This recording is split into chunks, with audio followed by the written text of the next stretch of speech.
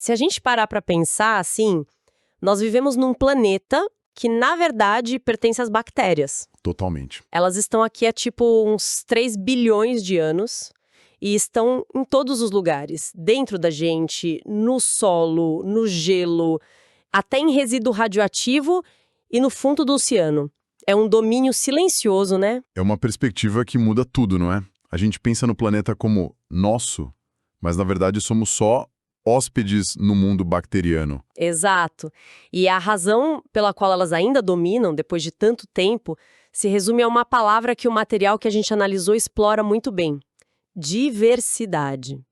Essa capacidade de se adaptar a condições que seriam, assim, letais para nós. Elas não só sobrevivem, elas prosperam nesses ambientes. E é exatamente esse universo que a gente vai explorar hoje. Nossa conversa vai se basear num material bem detalhado que mergulha na biologia, na incrível capacidade de adaptação e nesse relacionamento complexo que as bactérias têm com tudo, inclusive com a gente. Uma relação de amor e ódio, né? Pois é. A missão é desvendar quem elas realmente são, e muito além daquela ideia de que são só germes. Entender como sobrevivem, por que são tão importantes para o planeta e, claro, como e por que causam doenças. Ok, vamos desvendar isso? Vamos lá. Então, começando por essa ideia de sobrevivência. Uma das coisas que mais me chamou a atenção na leitura foi a velocidade com que elas se multiplicam. O material fala da fissão binária, que parece simples, né? É o básico. Uma bactéria se clona e vira 2, depois 4, 8. É uma explosão. Parece super eficiente, mas não é arriscado? Se todas são cópias, um problema só não poderia acabar com tudo? Você tocou num ponto fundamental. A fissão binária é um sistema assim de alto risco e alta recompensa. Quando as condições são perfeitas, comida, temperatura, tudo certo, é a estratégia mais eficiente. Força bruta. Exato, força bruta numérica. Em poucas horas, uma célula gera milhões de clones. Mas, como você disse, é uma aposta. Uma mudança no ambiente, um antibiótico, e a população inteira, por ser idêntica, pode ser dizimada. Então qual é o plano B? Como é que elas criam variedade para não colocar todos os ovos na mesma cesta? Aí que entra a genialidade delas. O mecanismo que o material descreve como conjugação. É o plano B. Conjugação. Isso. Em vez de só se clonar, duas bactérias podem se conectar. Elas criam o que o texto chama de ponte citoplasmática, que é tipo um cabo de rede. E uma transfere um pedaço do material genético para outra. Ah, que interessante! Não é para criar um novo ser, mas sim para trocar informação. Peraí, então. É como se elas tivessem inventado a internet há bilhões de anos. Uma bactéria constrói uma ponte para outra e envia um pacote de dados. Tipo, compartilhando um software de sobrevivência. A analogia é perfeita. É exatamente isso. Se uma bactéria desenvolve um gene de resistência a um antibiótico, ela não guarda essa atualização para si. Ela compartilha. Pela conjugação, ela pode passar isso adiante para as vizinhas, mesmo que de espécies diferentes. Isso acelera a evolução de um jeito que a clonagem sozinha jamais conseguiria. Fissão binária é quantidade. Conjugação é qualidade e resiliência. Isso é incrível. E para alimentar toda essa máquina, elas precisam de energia. O material divide as bactérias em 2 grupos, né? As heterótrofas, que comem matéria orgânica, como a gente. Isso. E as autótrofas, que produzem o próprio alimento. Aí tem a fotossíntese, que a gente conhece, mas o material diz que elas fazem com pigmentos diferentes. Mas a outra forma, essa eu tive que reler. Diz que elas comem química em lugares sem luz nenhuma. Como assim? Isso desafia a nossa intuição, que é toda baseada em luz solar. Chama-se quimiossíntese. Basicamente, essas bactérias são mestras da química. Elas pegam moléculas inorgânicas simples, tipo compostos de enxofre, amônia, ferro, coisas que têm muito perto de fontes termais no fundo do oceano, sabe? E quebram as ligações químicas para tirar a energia dali. Elas literalmente se alimentam da geologia do planeta. Então, num lugar de escuridão total, a quilômetros de profundidade, onde a gente achava que não tinha vida, Exato. existe um ecossistema inteiro baseado não na luz, mas em reações químicas. Exatamente. E se a gente conecta isso ao quadro geral, a quimiossíntese muda as regras do jogo sobre onde a vida pode existir. Ela mostra que a base de uma cadeia alimentar não precisa ser a luz, Nossa. Isso tem implicações gigantescas para a busca de vida fora da Terra. Quando a gente procura vida em luas como Europa de Júpiter, que tem um oceano líquido sobre o gelo, a gente não está procurando por fotossíntese. A gente está procurando por fontes geotérmicas, pelas assinaturas da quimiossíntese. Exato. Essas bactérias aqui na Terra nos deram um novo roteiro para procurar vida no universo. Uau! Elas são mesmo as rainhas da adaptação. Mas e quando tudo dá errado? Ambiente hostil, sem comida, sem água, elas simplesmente morrem? Aí elas acionam o que o material descreve como um mecanismo de hibernação extrema, a formação de esporos. Esporos não é uma rendição, é uma retirada estratégica. A bactéria ejeta quase toda a sua água, constrói uma casca protetora super resistente em volta do DNA e desliga. Entra em animação suspensa. É tipo um botão de pânico biológico, um casulo de sobrevivência. Isso. E o mais impressionante é a durabilidade. Um esporo pode sobreviver por décadas, séculos, talvez até mais. Resiste a calor, radiação, vácuo. Ele não está vivo no sentido ativo, mas também não está morto. Está só, esperando. Esperando a chance de voltar. Exatamente, quando as condições melhoram. Por exemplo, um esporo no solo que entra num ferimento profundo, sem oxigênio, ele acorda, se reidrata e a bactéria volta ativa.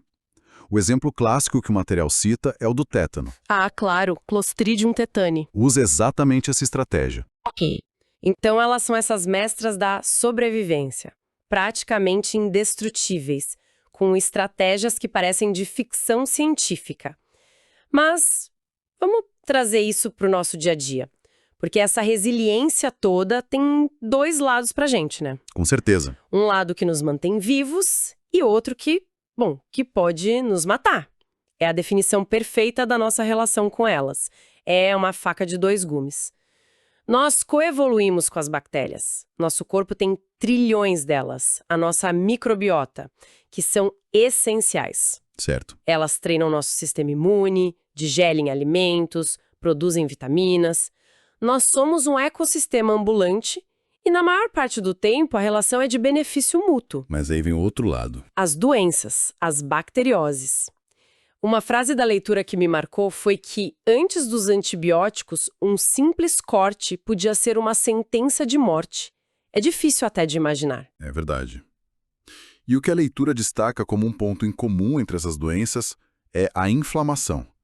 A febre, o inchaço, a dor, nada disso é causado diretamente pela bactéria. É a resposta do nosso corpo. É a resposta do nosso sistema imunológico. É uma guerra total contra o invasor. E é importante entender, assim, que na maioria das vezes a doença não é o objetivo da bactéria, sabe? Entendi.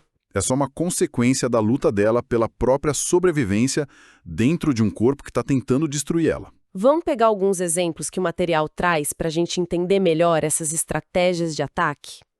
Começando pelo tétano, que já falamos. A imagem clássica é o prego enferrujado. Mas o que acontece ali dentro? O prego enferrujado é só o veículo para o esporo da bactéria entrar numa ferida profunda, com pouco oxigênio. Esse é o gatilho para o esporo acordar. Ah. Uma vez ativa, a bactéria começa a se multiplicar e a produzir uma neurotoxina potentíssima. O perigo não é a bactéria em si, mas a toxina que ela libera. Ela viaja pelo corpo e interfere na comunicação entre os nervos e os músculos, causando aquelas contrações, a rigidez. Então, é uma guerra química à distância. A bactéria fica no lugar dela, mas manda uma bomba. Exatamente. E essa estratégia de guerra química aparece de novo no botulismo, que o material também aponta. A toxina botulínica é uma das substâncias mais letais que existem. Nossa! A contaminação geralmente vem de alimentos em conserva mal processados. A bactéria pode até já estar morta ali, mas se a toxina que ela produziu estiver no alimento, o efeito é devastador. Uma paralisia muscular que se espalha. Mudando de estratégia, o material fala da leptospirose, que é super relevante em lugares com enchentes. Aí o mecanismo é outro, né? Não é uma toxina. Correto. No caso da leptospirose, a estratégia é de contaminação ambiental. A bactéria vive nos rins de roedores, tipo ratos, e sai na urina deles. Certo? Urina de rato. O problema começa quando essa urina contamina a água ou o solo. Numa enchente, essa água se espalha e a bactéria pode entrar na gente por cortes na pele ou mucosas. Daí ela se espalha pelo sangue e ataca órgãos como o fígado e os rins. E é por isso que a pele fica amarelada. Sim, a icterícia. Aqui, a bactéria usa o ambiente como um vetor. E essa ligação com o ambiente, com o saneamento, fica ainda mais clara com a cólera, que a leitura descreve como a doença do saneamento precário por excelência. Sim, a cólera é um exemplo brutal da eficiência bacteriana. A bactéria entra pela água ou comida contaminada. Geralmente com esgoto. Exato. E no intestino, ela libera uma toxina que faz as células liberarem uma quantidade absurda de água. O resultado é aquela diarreia violenta que pode matar por desidratação em horas. E para a bactéria isso é bom, né? Do ponto de vista dela, é uma estratégia genial. Ao forçar essa expulsão em massa, ela garante que um monte de descendentes dela voltem para o ambiente, contaminando mais água para infectar mais gente. É um ciclo que se alimenta da falta de saneamento. Por fim, o material agrupa a tuberculose e a sífilis. Duas doenças com impacto histórico imenso. Representam outros modos de transmissão, imagino? Exatamente. A tuberculose ataca principalmente os pulmões. É transmitida pelo ar, tosse, espirro, um ataque direto pelo sistema respiratório. E a sífilis? Já a sífilis é uma infecção sexualmente transmissível, um contágio que depende de contato direto, íntimo. O que essa seleção de doenças nos mostra são as diferentes frentes de ataque. Isso levanta uma questão importante. Para cada modo de ataque, a gente desenvolveu uma defesa. Vacinas, saneamento, higiene, práticas sexuais seguras. Nosso comportamento e as políticas públicas são parte essencial dessa batalha. Fazendo um balanço de tudo que a gente viu, fica claro que as bactérias não são simplesmente vilãs ou heroínas. De forma alguma. Elas são organismos ancestrais, mestras da sobrevivência, com estratégias químicas e biológicas, muito sofisticadas. Elas são fundamentais para o planeta. A nossa relação com elas é um equilíbrio delicado, uma dança constante entre o benefício e o conflito. Sem dúvida. E para deixar um pensamento final, vale lembrar que o próprio material que analisamos aponta que essa conversa toda foi só sobre um grupo, as bactérias. Verdade. O texto também menciona outros organismos como as arqueias. Elas são parecidas, mas geneticamente muito diferentes e vivem em ambientes ainda mais extremos. E também as cianobactérias, que foram as responsáveis por encher nossa atmosfera de oxigênio há bilhões de anos. Mudaram o planeta inteiro. Pois é, isso nos deixa com uma reflexão. Se um único ramo dessa árvore microscópica da vida já é tão vasto, complexo e impactante, o que a gente ainda não sabe sobre os outros? Que segredos sobre a origem da vida, os limites da biologia? Que segredos esses outros organismos ainda guardam?